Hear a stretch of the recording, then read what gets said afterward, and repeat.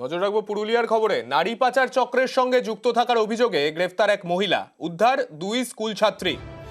গত 2রা জানুয়ারি পুরুলিয়ার মফস্বল থানা এলাকা থেকে দুই স্কুল ছাত্রী নিখোঁজ হয়। মফস্বল থানায় লিখিত অভিযোগ করে ছাত্রীর পরিবার। সেই তদন্তে নেমেই একজনকে গ্রেফতার করা হয়েছে এবং দুজনকেই উদ্ধার করা হয়েছে পুলিশের তরফে। আমাদের প্রতিনিধি ইন্দ্রজিৎ রয়েছেন আমাদের সঙ্গে। ইন্দ্রজিৎ, এই যে চক্র, যে পাচার চক্র, যেটা চলতো কিভাবে, কি জানতে পারছে এখনো পর্যন্ত পুলিশ?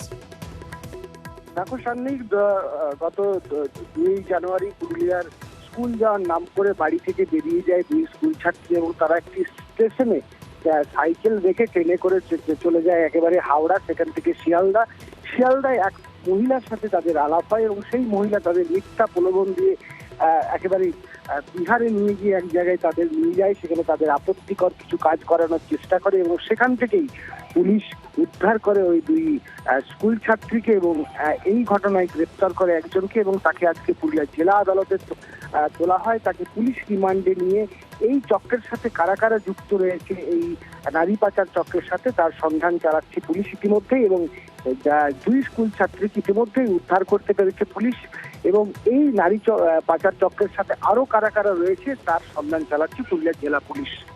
অর্থাৎ ওই দুই ছাত্রী তারা নিজেরা বেরিয়ে গিয়েছিল, তারপর কলকাতায় ওই মহিলার সঙ্গে তার আলাপ হয়। এই মানে এই যে মেয়েগুলি ছিল তাদের সঙ্গে আলাপ হয়, কিন্তু পুলিশ এই চক্রের পেছনে কি আরো কেউ আছে বলে মনে করছে বা আরো কারোর যোগাযোগ থাকতে পারে বলে মনে করছে?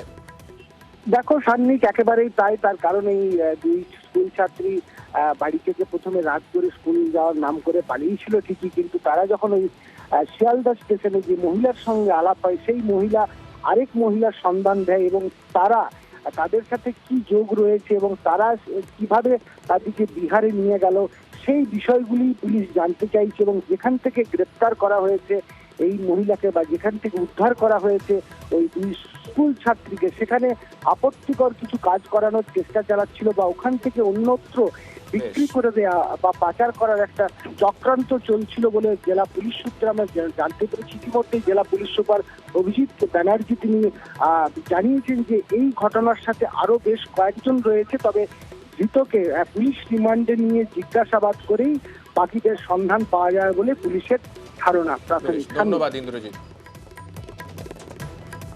ভদ্রমহিলা তাদেরকে তার খপ্পরে তারা পড়ে। বর্ধমানে একজন প্রীতি নামের একজন মহিলার আমরা খোঁজ পেয়েছি, তার মাধ্যমে এদেরকে ওয়েস্ট চম্পারণের মাঝিহালি বলে একটা থানাতে নিয়ে যায় এবং সেখানে তাদেরকে ওই যে ট্রাফিক করে বিভিন্ন যে নাচের দল আছে সেখানে নাচ করাতে বাধ্য করে। আমরা যতটুকু জানতে পেরেছি তো দুজন মাইনর ভিকটিম আমাদের অলরেডি রিকভারি হয়েছে, কেস স্পেসিফিক স্টার্ট হয়েছে। আমরা প্রীতিকে পিসিতে নিয়ে ফার্দার ইনভেস্টিগেশন করবো। এর সাথে যারা যারা জড়িত আছে তাদের নামগুলো আমরা পেয়েছি, তাদেরকে আমরা